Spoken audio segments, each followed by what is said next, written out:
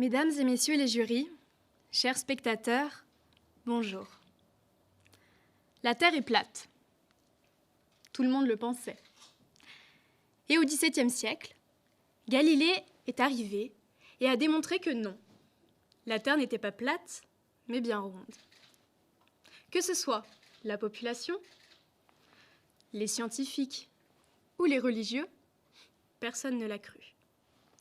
Pourtant, des dizaines, des centaines après cela, nous savons que la majorité, si ce n'est l'unanimité de l'humanité, avait tort et qu'elle n'avait scientifiquement pas raison.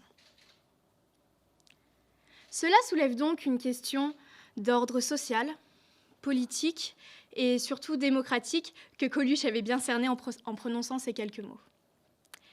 Est-ce que la majorité a toujours raison ?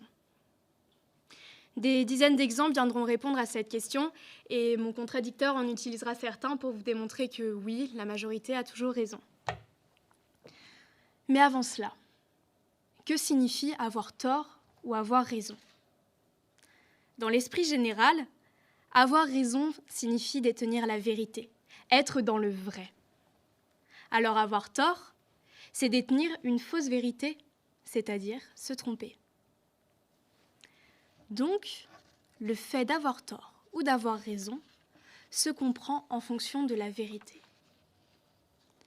Mais la vérité, mesdames et messieurs, est une notion abstraite, à laquelle s'attachent de multiples sens. Commençons donc par le commencement, à savoir la vérité générale. Celle qui nous permet de dire aujourd'hui que la Terre est ronde et non plate, et que le blanc, comme le noir, ne sont pas des couleurs, mais des êtres humains.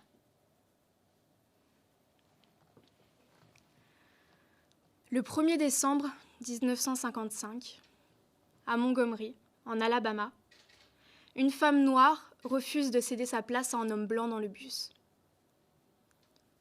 Elle est arrêtée par la police et se voit recevoir une amende de 15 $. Toute personne ici connaît cette histoire. L'histoire de Rosa Parks. L'histoire de la lutte contre la ségrégation aux États-Unis. À cette époque, pas si lointaine que cela, la personne de couleur noire était considérée naturellement comme inférieure à la personne de couleur blanche. Les Noirs ne doivent pas entrer dans les restaurants pour Blancs. Les Noirs ne doivent pas laisser leurs enfants dans les mêmes parcs que les Blancs. Les Noirs ceci, les Noirs cela. Malheureusement, les gens, la population, les politiques pensaient comme ça.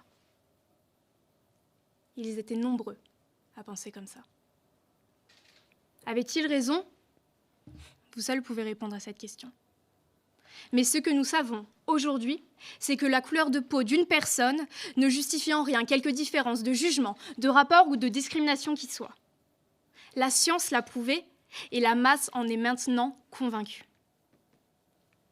La vérité générale est qu'il n'y a aucune différence entre une personne blanche ou une personne noire. Alors ils étaient nombreux à avoir tort, mais en aucun cas ils n'avaient raison. Alors le tort et la raison se comprennent de manière scientifique, de manière légale, mais aussi de manière sociale. Les mentalités évoluent. Et c'est cette évolution qui permet de dire qu'hier la société avait tort et qu'aujourd'hui la société a raison. La temporalité de la vérité est donc un facteur fondamental à la compréhension du tort et de la raison, et sur le plan social en particulier.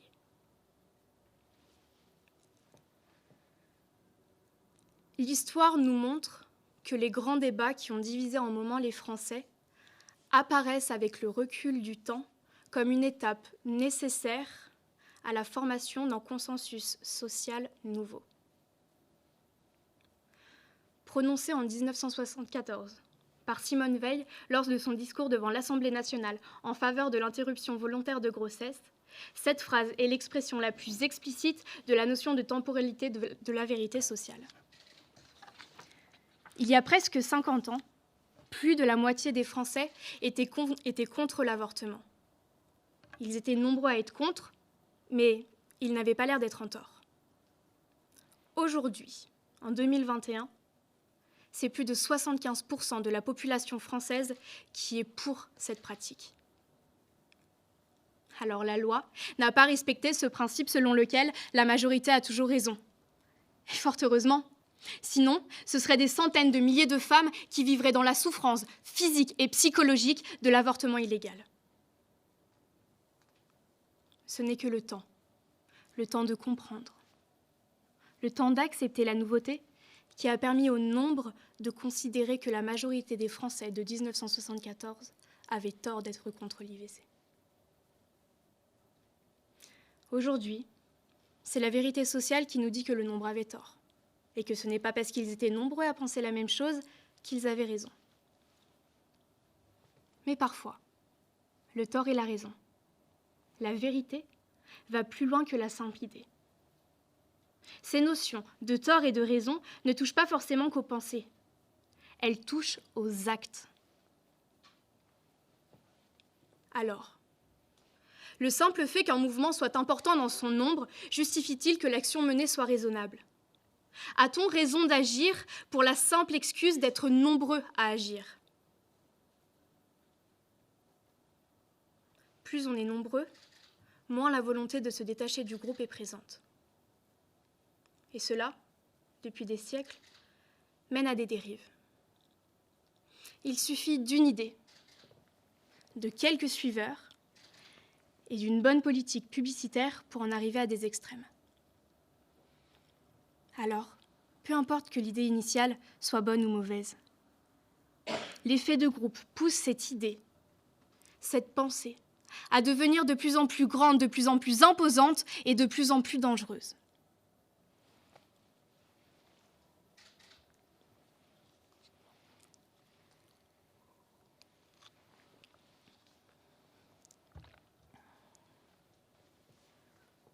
Dans une pièce, il lui rase la tête.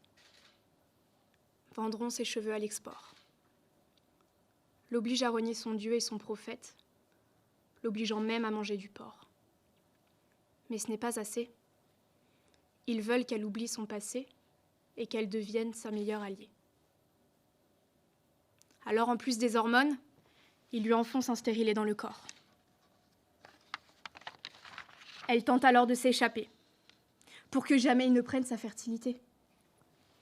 Elle frappe le garde, s'échappe de la salle, court à en perdre haleine avant qu'un autre l'atteigne. Elle sait que c'est sa dernière cavale, elle sait que jamais elle ne retournera dans un bal. Alors, elle attend cette balle pour qu'enfin se finisse ce drame. Dzungar, arménien, juif, Tutsi, Ouïghours.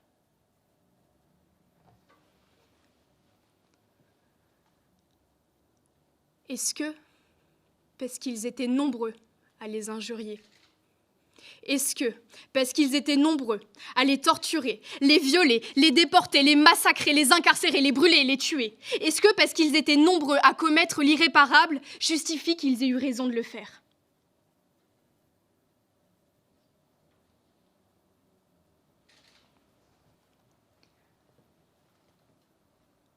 Je suis là, devant vous, pour vous affirmer que la majorité n'a pas toujours raison. Je suis là, devant vous, pour vous affirmer que ce n'est pas parce qu'ils sont nombreux à avoir tort qu'ils ont raison.